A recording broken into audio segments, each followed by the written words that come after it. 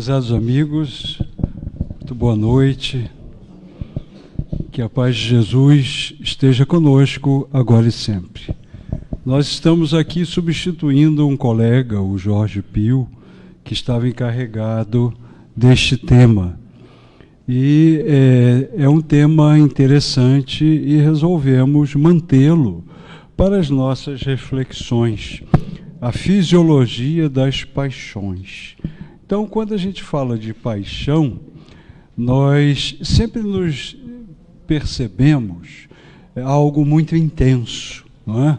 As paixões nos levam ao romantismo, a Romeu e Julieta e tantos outros. Existe essa tendência de ver a paixão no romantismo como algo muito intenso.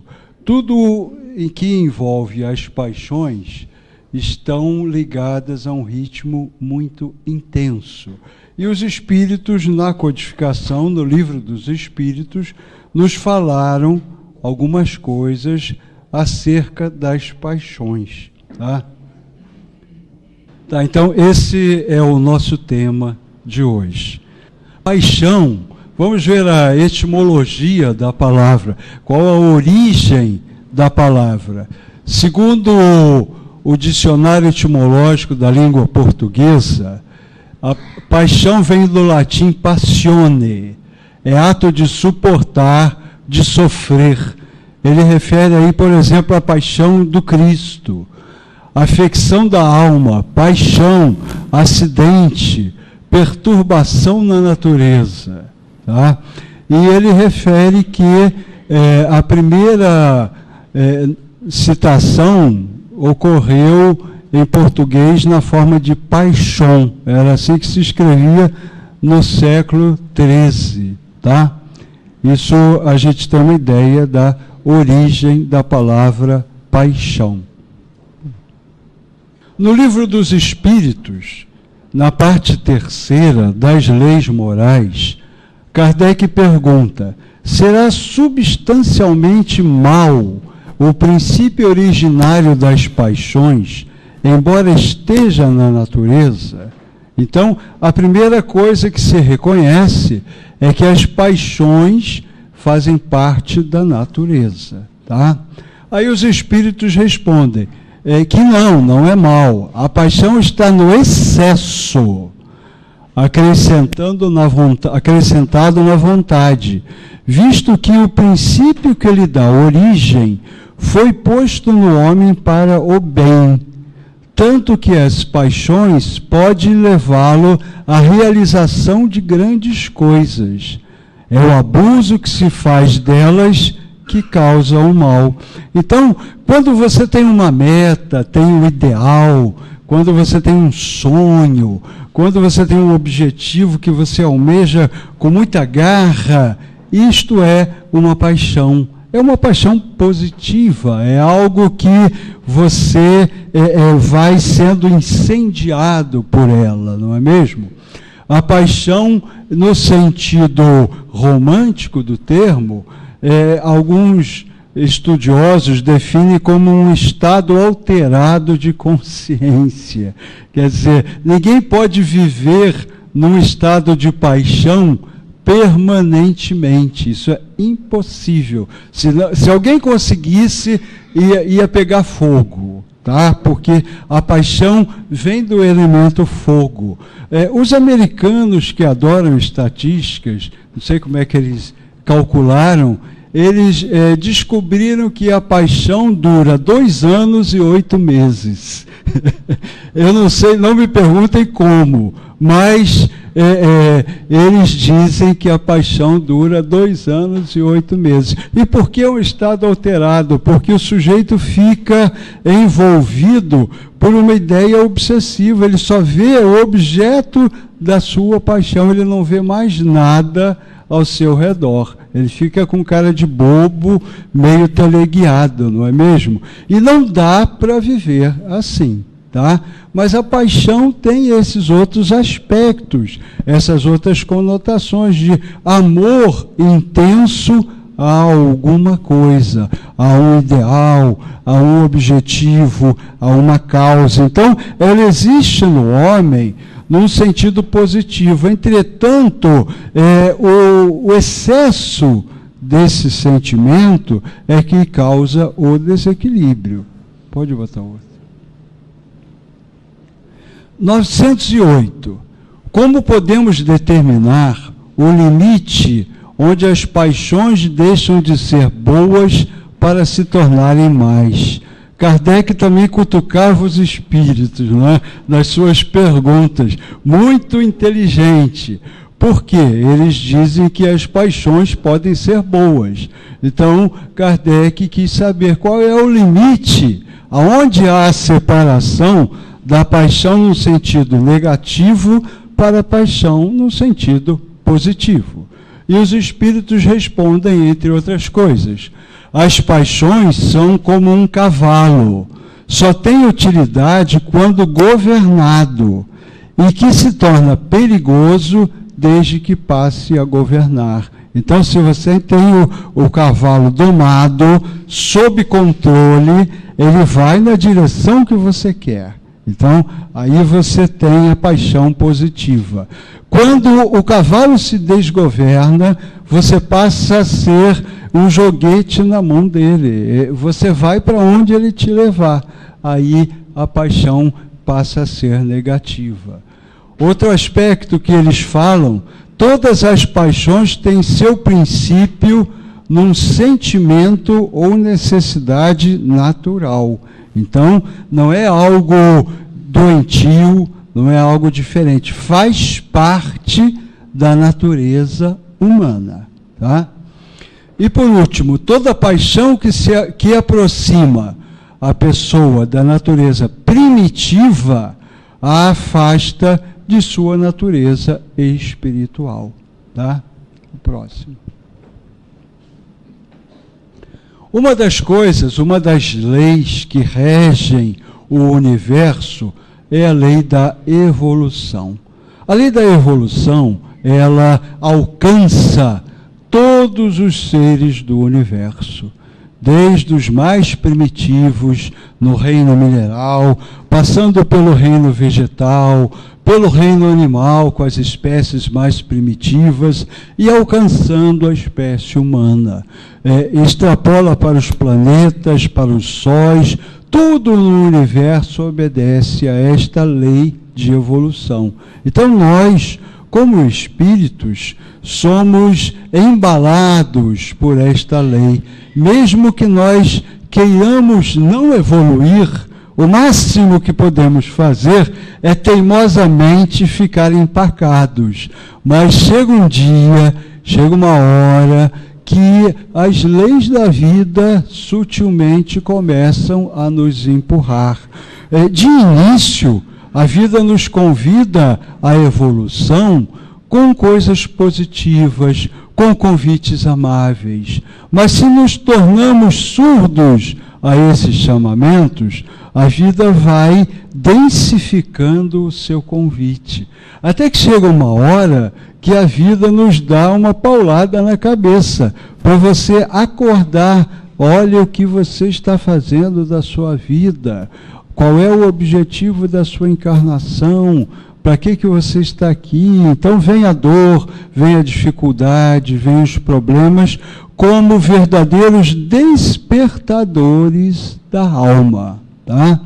Então, os espíritos foram criados por Deus num ponto que se perde na poeira dos tempos. A nossa inteligência não consegue entender o princípio das coisas e tampouco o fim das coisas. Quando muito, mais ou menos o meio das coisas. Tá? Mas nós fomos criados num ponto simples e ignorantes de toda a experiência. E aí, como espíritos humanos, vamos exercitando, vivenciando as nossas primeiras encarnações. A partir dessas encarnações, A cada vinda do espírito na matéria, ele vai acumulando conhecimento, vai acumulando experiências. Experiências que não se perdem. Quando o corpo físico morre, tudo aquilo que o indivíduo aprendeu naquela existência é transferido através do seu perispírito para o arquivo central, vamos dizer assim. E ele vai aumentando essas experiências e, portanto, evoluindo. E vai de encarnação em encarnação até chegar ao ponto em que ele atinge a perfeição, a condição de espíritos puros. Como é isso? Também a gente não consegue entender muito. Nós conseguimos entender que estamos no caminho, estamos numa estrada, precisamos caminhar. Não importa que nós, nesta vida, demos um passo, 10 ou 1000, importa que cada um tem a necessidade de caminhar.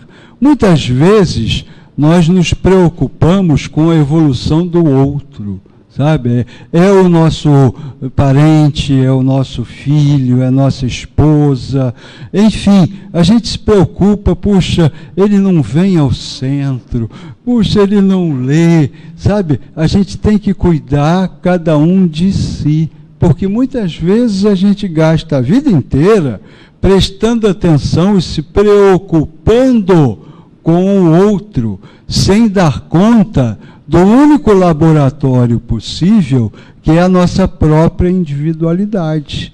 Nós só podemos mudar a nós mesmos. Nós não podemos mudar ninguém, nem que seja uma pessoa muito querida. Você pode, quando muito, compartilhar experiências, mas cada um tem o seu livre-arbítrio, faz as suas escolhas. Então, alguns atingem a condição de espíritos puros mais rapidamente do que outros. Por quê? Porque vão acertando mais do que errando. Outros já têm uma velocidade média e outros já se demoram na retaguarda. É como se fosse uma grande escola. A Terra é um educandário. Então, aqui nesta escola, existem alunos aplicados que vêm, prestam atenção ao professor, estudam e, na hora da prova, obtêm notas positivas. Esses alunos vão chegar com brilhantismo ao final do curso. Outros alunos não querem estudar, vivem na escola fazendo bagunça, só vêm para comer merenda, implicar com o outro coleguinha do lado. Esses alunos, na hora da prova, não terão um rendimento adequado. Então, o que acontece com eles? Eles ficam em recuperação, eles repetem um ano. Então, aquele curso que deveria levar 8 anos, por exemplo, alguém pode fazer em 12, porque ficou brincando ao invés de estudar. Assim também é a nossa evolução, tá? Não que a gente não possa brincar, é gostoso brincar, é importante e é sadio, mas, entretanto, nós não podemos deixar de enxergar sempre o nosso objetivo, que é o nosso aprimoramento espiritual. É para isso que nós estamos aqui, nesta encarnação, neste planeta, tá? O ser humano, ele possui uma dupla natureza, e esse ponto é muito importante que a gente entenda. O que eu quero dizer com isso? A nossa natureza primeira é espiritual. Por quê? Na realidade, nós somos espíritos que estamos momentaneamente encarnados nesta encarnação. Por 50, 60, 90 anos, nós ocupamos este corpo físico e temos esta personalidade, somos esta pessoa. Então, hoje, a minha personalidade se chama Luiz Sérgio, Mas a minha essência não se chama Luiz Sérgio. A minha essência é o somatório de todas as personalidades que eu já fui, tá? Então, esta é a natureza espiritual. E quando estamos encarnados, de alguma forma, nós somos prisioneiros do corpo físico. Durante o sono, quando o corpo físico se refaz, a alma pode sair do corpo momentaneamente, indo entrar em contato com outros espíritos. Isso os espíritos nos ensinam. Mas nós não podemos nos desligar do corpo, porque isso seria a nossa morte física, tá? Então, de alguma maneira, nós somos como uns passarinhos que de noite a gaiolinha se abre, você dá uma voada, mas no dia seguinte você volta para a gaiola. Então, de alguma maneira, nós somos limitados pelo corpo físico, tá? Uma outra comparação que eu posso fazer, imaginem que todos nós aqui fôssemos para uma praia e fôssemos praticar um mergulho, uma aula de mergulho. Então, nós vamos vestir aquela roupa de borracha, colocar o oxigênio e vamos mergulhar, tá? Vamos entrar num outro ambiente, diferente do ambiente que nós vivemos, que é a água. Para viver na água, você tem que ter aquele equipamento, a não ser que você seja um peixe, ok? Então, quando nós estamos debaixo da água, com aquele equipamento, nós temos uma segunda natureza.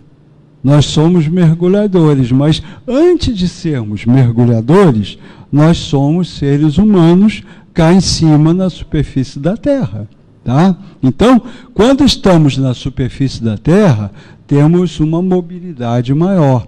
Quando estamos lá no fundo do mar, temos uma mobilidade menor. E temos que viver, atuar de acordo com as leis do meio aquático. A gente não pode fugir dessas circunstâncias. Assim também é a matéria. Então, essa dupla natureza, ela muitas vezes é motivo de conflito psicológico interior. Por quê? Porque nós temos ainda um lado que nos aprisiona a nossa retaguarda, um lado que ainda nos chama para os prazeres, para a matéria, e o outro lado nos chama para a espiritualidade, para a felicidade maior.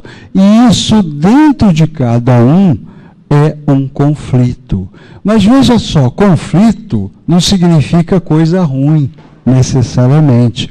Conflito significa uma oposição de valores para que você cresça através desse confronto, tá? Então, você não pode negar a si próprio as suas tendências, as suas paixões, os seus instintos, porque isso faz parte de você. Então, não adianta, estamos aqui, vamos no centro, aí saímos e dizemos para nós mesmos, não, agora eu fui lá na reunião, então eu não sou um cara mais orgulhoso, eu não sou invejoso, acabou tudo. Você acha que é assim que funciona? Seria ótimo se fosse, né? Mas não é assim que funciona, tá? A gente tem que ter essa consciência crítica. E aí muitas pessoas falam, quando se pergunta, qual é a sua religião? A pessoa fala, eu estou tentando ser espírita, né? Como se fosse uma tentativa, tá? O espírita, antes de ser espírita, é um ser humano. E como ser humano tem uma dupla natureza. Então, nós, se formos esperar a perfeição para sermos espíritas, nós nunca seremos espíritas. Nós vamos ser espíritas daqui a não sei quantas encarnações. Então nós temos que pegar e colocar a mão na massa, porque é através desse processo que nós realizamos a nossa alquimia interna, a nossa transformação, tá? Aí nós temos dois aspectos, tá? Nós temos os instintos, que aí eu coloco como sinônimo das paixões, naquele sentido mais primitivo, e temos a inteligência. A inteligência é um atributo do espírito humano, é o que nos diferencia dos outros irmãos da escala animal, tá? Embora alguns animais, como o cão, como o cavalo, o elefante, denotem ter quase uma inteligência, isto é um embrião, isto é um ensaio. A gente só pode falar em inteligência quando estamos nos referindo ao reino dos homens, tá? Então nós vamos ver que a gente tem o instinto e a inteligência, e que os espíritos trataram disso também. Na pergunta 73, Allan Kardec perguntou: o instinto independe da inteligência? Quer dizer, não tem nada uma coisa com a outra? Aí os espíritos responderam: precisamente não. Por isso que o instinto é uma espécie de inteligência, uma inteligência sem raciocínio. Por ele é que todos os seres provêm suas necessidades, tá? Então, por exemplo, imaginem que nós estamos na Idade da Pedra, tá? E estamos na Idade da Pedra, todos nós. E aí nós temos os instintos. Os dois primeiros instintos são a alimentação, que você está com fome, você tem que comer. Tá? Então, você vai caçar um bicho. Tá? Agora, depende do bicho que você vai caçar. Se for um bicho grande, ele que vai te caçar, ele que vai correr atrás de você. Então, você tem que ter também um instinto de sobrevivência. Tá? Muitas vezes, o homem da Idade da Pedra, tem até aquele desenho animado do Fred Flintstone, né? Que ele pega a mulher, bate com um pedaço de pau e vem puxando pelos cabelos, né? Então, essa é uma configuração que mostra o instinto do macho em relação à fêmea. Por quê? Porque esse instinto existe para a perpetuação da espécie, para a procriação, para que a espécie não termine. Imagina se não existisse esse instinto, o ser humano não estaria aqui. Então, esses instintos, quando estavam lá na Idade da Pedra, eram importantíssimos, porque a nossa inteligência ainda era pequenininha. Vinha o monstro, o dinossauro lá querer pegar a gente não ia imaginar, não, esse bicho é grande, ele corre, pode ser que ele me pegue. Se demorasse muito, já era, né? O bicho comia a gente. Então, não tinha que pensar, até porque o ser humano naquela época não tinha muito pensamento, muito raciocínio. Ele era muito mais instintos, tá? À medida que ele vai reencarnando, ele vai, de alguma maneira, desenvolvendo a sua inteligência, a sua capacidade de fazer escolhas, e com isso ele vai, de alguma forma, amainando, deixando de utilizar um pouco os instintos. Mas os instintos permanecem no ser humano. Tá? Pode-se estabelecer uma linha de separação entre instinto e inteligência? Isto é, se precisar, onde acaba o instinto e começa a inteligência? A resposta, não, porque muitas vezes eles se confundem, mas muito bem se podem distinguir os atos que decorrem do instinto dos que decorrem da inteligência. Então, muitas vezes isso se confunde, tá? Mas a gente vai, aos poucos, aprimorando a nossa inteligência, a nossa capacidade de pensar, o nosso juízo crítico, a nossa noção de valores, do que é certo e do que é errado. Isso tudo vai sendo desenvolvido dentro de nós. No começo, a gente não tem muito isso. Aí precisava de uma religião impositiva que falasse, olha, você tem que agir assim, senão você vai pecar, vai para o inferno. Mas, à medida que você vai desenvolvendo, essa noção de certo e errado vai se interiorizando dentro de você. A religião, o código de ética, passa a ser não mais o código externo, mas o código interno que você começa a desenvolver dentro do seu próprio ser. Ok? Então é interessante. Aí vocês dizem, que é isso?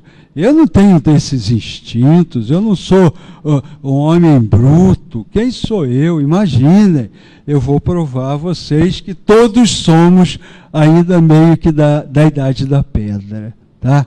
Quer ver uma situação? Imagine que vocês estão no trânsito, tá? No trânsito engarrafado, cheio, levando 2 horas da Tijuca, como eu vim para cá, 2 horas. Aí, de repente, alguém te fecha, alguém bate em você. Você vai falar, meu irmão, vem cá, olha, isso acontece. Vocês já viram alguém falar assim? Não, né? A gente vai se aborrecer e você vê pessoas que viram bichos, que matam, que agridem, que botam toda... Aí vem o animal para fora. Seja homem ou mulher, o motorista. Tá? Então, isso não é característica só do homem. É do homem e da mulher, é do espírito, porque o espírito não tem sexo. Tá? Então, aí tem o exemplo do instinto que surge. Por exemplo, se você está jogando uma pelada de futebol, os homens sabem disso, tudo bem, tá, bolinha para cá, bolinha para lá, de repente o adversário vem e pá, te dá uma canelada. Você não vai sorrir para o adversário, você vai ficar com raiva, você vai ficar com dor, e muito provavelmente você vai pensar, deixa que eu vou te pegar na próxima. E aí você vai, numa oportunidade que o juiz não vai te dar cartão, você vai e dá o troco para ele. Todo mundo faz isso, é normal na nossa faixa de evolução. E isso é o instinto. Agora, esse mesmo camarada que brigou no trânsito, chutou a canela do outro, ele vai passear com a namorada numa noite de lua cheia na praia. E aí, ele, com aquele clima, com aquele romantismo, ele escreve um poema. Ele se sutiliza. Então, ele sobe da onde ele estava da animalidade para a angelitude em questão de minutos. Tá? Só que é muito mais comum a gente estar lá embaixo do que cá em cima. A gente só consegue ainda, por momentos fugazes, ter esse tipo de percepção mais sutil, seja num envolvimento afetivo, seja numa oração, seja num ambiente sutilizado de uma casa espírita. Aí nós encontramos dentro de nós a capacidade de entrar em sintonia com estas vibrações e elevar o nosso padrão vibratório. Agora, na maior parte das vezes, na maior parte do tempo, nós nos encontramos ainda na animalidade. Tá? Então, nós temos dois lados. Nós temos a animalidade e nós temos a espiritualidade. E isto não é nenhum defeito. Não adianta a gente ficar com culpa porque descobriu que é egoísta, que não gosta de emprestar as coisas. Não adianta ficar se mortificando por causa disso. Adianta ter a consciência para trabalhar esta característica. Fugir dela, fugir do encontro consigo próprio, é tudo que não devemos fazer. Ok?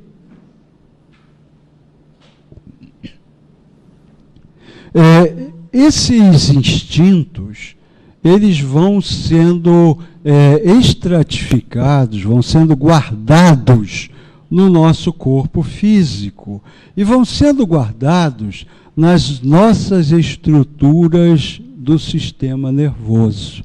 André Luiz, no livro No Mundo Maior, esse livro foi escrito através da psicografia do Chico Xavier no ano de 1947. Tá? Então, nesse livro, o instrutor explica a André Luiz que, obedecendo às leis da evolução, o cérebro humano foi se formando, foi se formatando por camadas. E aí ele coloca essas camadas dentro do que ele qualifica da casa mental. Tá? Então, no primeiro andar desta casa, nós temos o que ele chama de cérebro inicial. No cérebro inicial estão os impulsos automáticos. É aquela coisa que você reage bem instintivamente. Isso que nos traz mais da parentela dos animais. Tá? Nós somos parecidos com os animais porque os animais têm este primeiro andar, têm essa área dos impulsos. Eles não têm ainda as outras áreas. O cérebro deles só tem essa primeira parte. Mas nós não jogamos fora. A evolução não joga fora nada, né, quando estrutura o corpo humano. Então, o corpo humano, o sistema nervoso, ainda fica com esta herança, que são os impulsos automáticos. E que falam de quê? Do nosso passado. Ok? Depois nós temos o segundo andar, onde existe o córtex cerebral. Aí estão o domínio das ações atuais. É o nosso presente. É aí que nós podemos fazer as coisas, fazer novas escolhas, mudar a vida, não presos ao passado, nem sonhando com o futuro, mas vivendo, atuando e se modificando no presente, que é o único tempo que existe para a nossa transformação. O passado já passou, ele faz parte do nosso arquivo. O futuro ainda está por ser escrito. O único momento em que nós podemos atuar é no aqui e no agora, é no presente. Então, a gente tem que valorizar esse momento, esse tempo. E repara só como a gente não vive no presente, tá? Quem gosta de lavar louça? Tem algum masoquista aí? Hã? Você gosta de lavar louça? Parabéns. Não, ela, tá? Você lava louça todo dia? Tá. Agora me conta uma coisa. Quando você está lavando louça, aonde está o seu pensamento? Então tenta lembrar. Você está pensando assim, eu estou pegando a esponja, eu estou botando detergente na esponja, eu estou pegando o prato, eu estou esfregando. Não.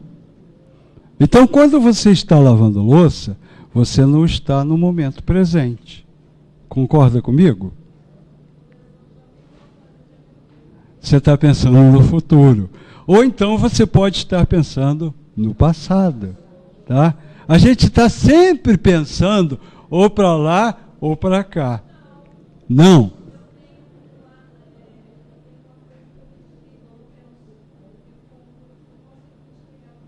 Tá, então você é uma afortunada, porque a maioria das pessoas não consegue se desligar.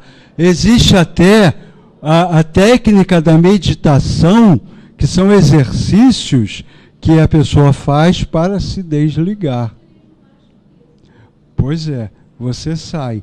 Então, agora veja bem, a maioria das pessoas fica devaneando, fica com o pensamento ou lá para trás ou cá para frente. E na realidade, a gente pode dividir a humanidade em dois grandes grupos, tá? Esse grupo daqui fica grudado no passado. Aí, caramba, no meu tempo era tão bom. Puxa vida, aquele fulano me fez aquela coisa ruim, mas ele vai me pagar. Uma vez uma pessoa foi no meu consultório falando isso do irmão, e eu preocupado, né? A pessoa com muita mágoa, muito rancor. Eu falei, mas vem cá, imaginando, né? Quando que houve essa desavença, quando que seu irmão lhe fez essa sujeira toda aí? Ela falou, doutor, há 30 anos atrás. E eu não consigo esquecer, é como se fosse hoje. Olha o nível de doença desta pessoa. 30 anos ela ficou se auto-intoxicando, porque quando ela tem rancor, quando ela quer vingança, ela dirige o pensamento vingativo para alguém, primeiro ela produz esse pensamento dentro dela. E esse pensamento vai intoxicando toda a sua fisiologia, todas as suas células, que vão se minando. Aí surge um câncer, aí surge um problema hepático, aí surge uma doença aqui, uma depressão acolá, e aí a pessoa fica pensando, puxa vida, eu preciso tomar um remédio externo, um comprimido, para curar o meu corpo. Mas não vai curar nada, porque a origem desta doença está na postura interna equivocada. Então, o perdão é o primeiro grande remédio para todas as doenças da alma. Tá? Então, veja que esse grupo aqui fica lamentando. Puxa, minha primeira namorada era tão bonita, e o cara já passou por 10 namoradas, já está velho, e fica pensando na primeira namorada. Aí o que acontece? Ele fica com que estado de ânimo?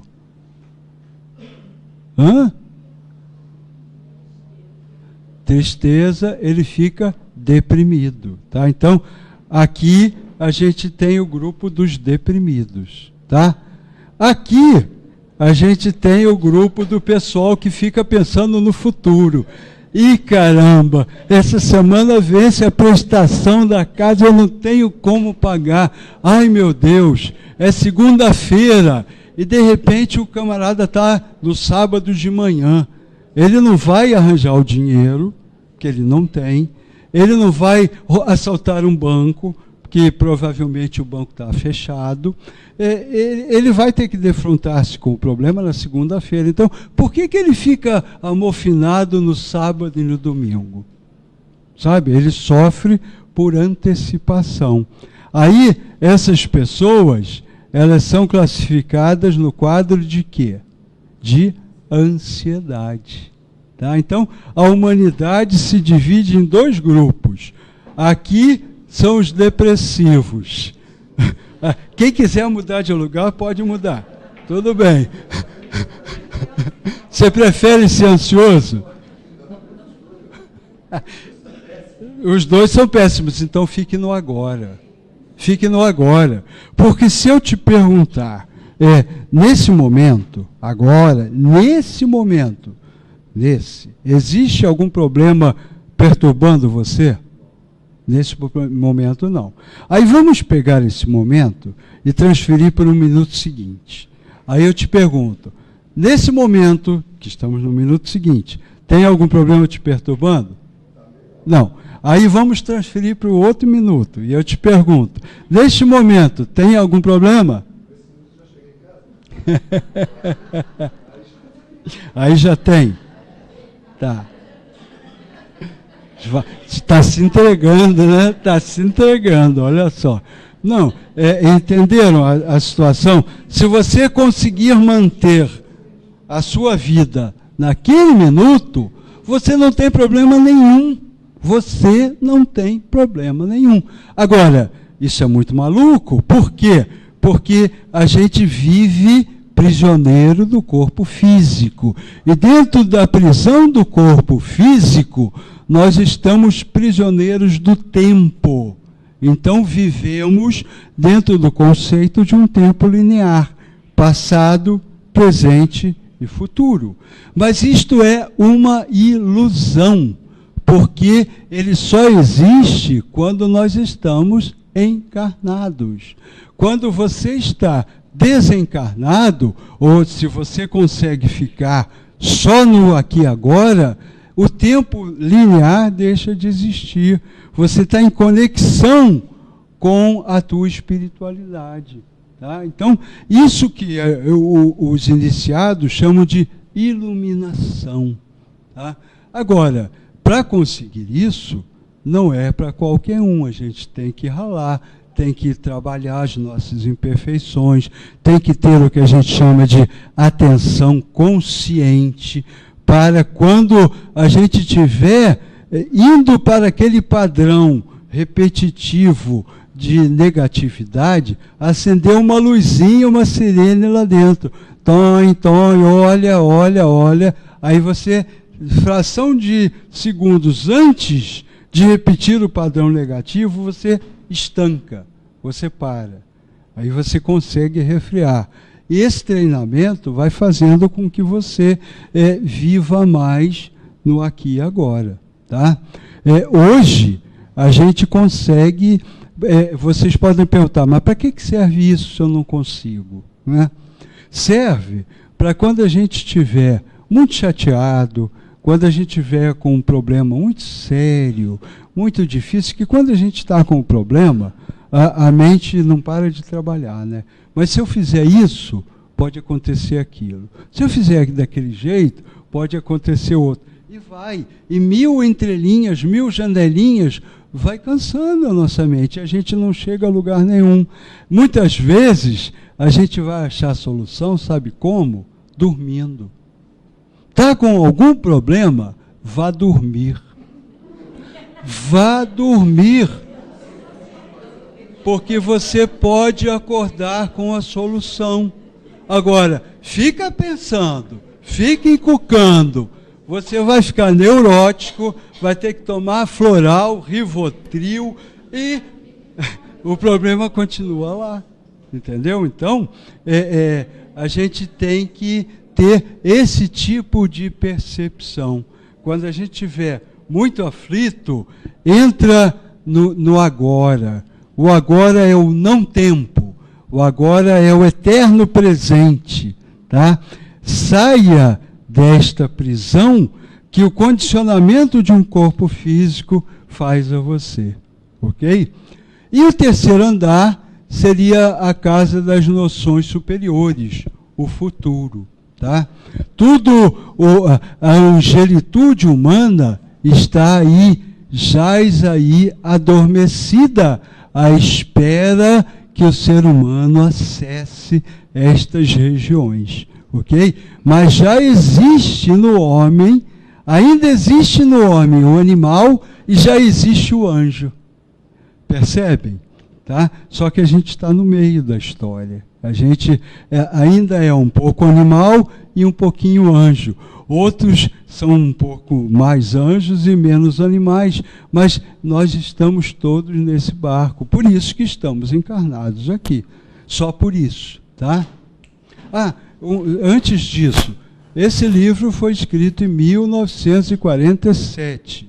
Agora, na década de 90, um pesquisador chamado MacLean, ele mapeou o cérebro e ele fez uma classificação da seguinte maneira. Ele criou a teoria do cérebro trino.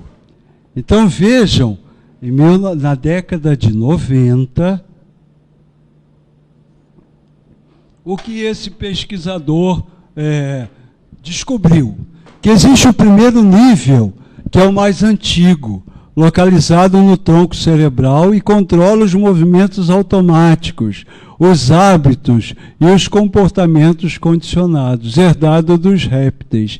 Então, essa teoria é exatamente igual, parece um plágio do livro No Mundo Maior. Só que a distância entre um e outro tem quase 50 anos. Então, vejam a beleza da revelação dos Espíritos antecipando certos conhecimentos. O segundo nível está ligado às nossas tendências, aos nossos desejos, já é compartilhado pelos mamíferos inferiores e a sede desse sistema está no sistema límbico. E o terceiro nível só é a aquisição dos mamíferos superiores, não apenas o homem, mas os primatas também, e os golfinhos também, e corresponde ao neocórtex, constituído pelos lóbulos frontais e temporais. Aparelha o homem para atividades mais complexas e abstratas. Então, em outras palavras, ele está falando a mesma coisa que o instrutor falou para André Luiz. Pode passar. Outro pesquisador, um psicólogo chamado Abraham Maslow, ele criou esse triângulo, essa pirâmide, aonde isso é a pirâmide das necessidades humanas. Então, na base da pirâmide, nós temos aquelas necessidades fisiológicas, tá? Que são supridas por quê? Pelos instintos. Tá? Então, a respiração, a comida, a água, o sexo, o sono. Depois nós temos a segurança. É a segurança do corpo, de um emprego, de recursos, da família. Depois nós temos os relacionamentos. No começo, na Idade da Pedra, qualquer fêmea servia para o macho. À medida que ele vai desenvolvendo a sua capacidade afetiva, ele vai sendo mais seletivo. Ele vai criando os vínculos da família, ele vai defendendo a sua companheira, a sua prole, e assim ele vai desenvolvendo o quê? A sua espiritualidade. Depois nós temos a estima, é a questão do indivíduo gostar de si. Né? E isso a gente vê assim como uma grande dificuldade. Por quê? Porque hoje em dia a gente é muito preocupado em ter um bom desempenho, a gente é muito preocupado com o que os outros estão pensando, o que eles vão achar da gente, e a gente não cuida da gente, a gente não leva em consideração as nossas necessidades. E isso não é egoísmo, isto é o auto-amor, que Jesus já sugeria quando ele nos exortava: ama a teu próximo como a ti mesmo. Então ele falava: olha, é importante você amar o seu próximo, sim, mas como uma condição, como você ama você. Então, você não vai conseguir amar ninguém se você não se amar de verdade. Isto é uma base, e a gente precisa desenvolver o auto-amor. não confundindo com narcisismo, personalismo, egoísmo. Isso é um desvio, tá? Mas a gente gostar da gente, isso é muito saudável, tá? Acordar de manhã, olhar para aquela cara e falar, que coisa linda, é ótimo, é ótimo. Quem não faz, faça. E vocês vão ver depois de um mês como a vida de vocês vai estar diferente, entendeu? Dá um beijinho no espelho, entendeu? Uma vez por mês, se dê um presente, sabe? Às vezes a gente compra, o dinheirinho está curto, então o filho está precisando de um sapato.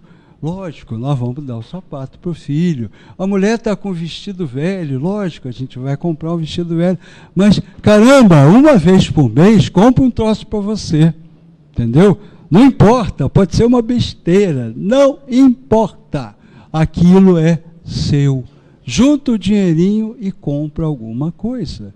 Nem que seja uma besteira, porque você vai estar presenteando a você. Isso é um exercício do alto amor. Tá? Só com isso que você acessa a ponta da pirâmide, que aí você vai para a moralidade, para a criatividade, para o amor ao próximo, para o amor incondicional.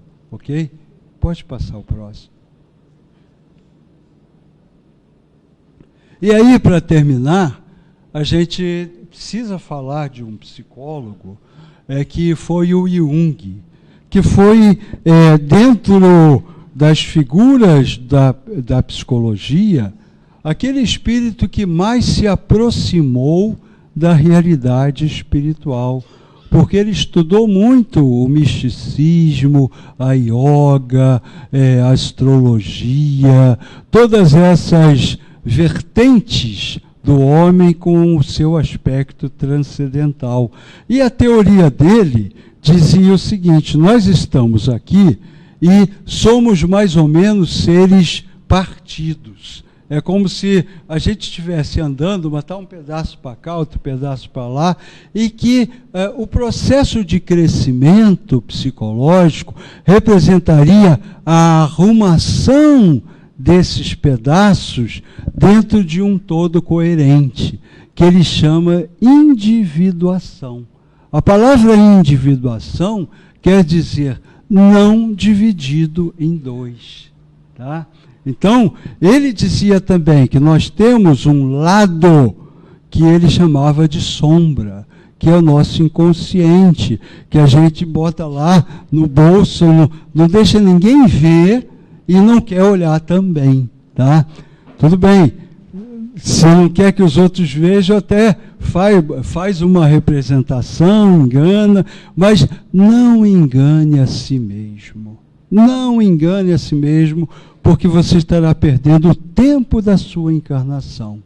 Você precisa olhar, resgatar a sua sombra, que é horrível, feia, chata, boba, é sua. Eu não posso dar minha sombra para o Fábio, até porque ele já tem a dele. Né? Tudo bem que é pequenininha, né? Mas, de repente, a gente tem que assumir a nossa própria sombra. E isso que é importante, ok? Foi uma alegria estar com vocês e que a gente possa se ver mais vezes, é o que eu desejo.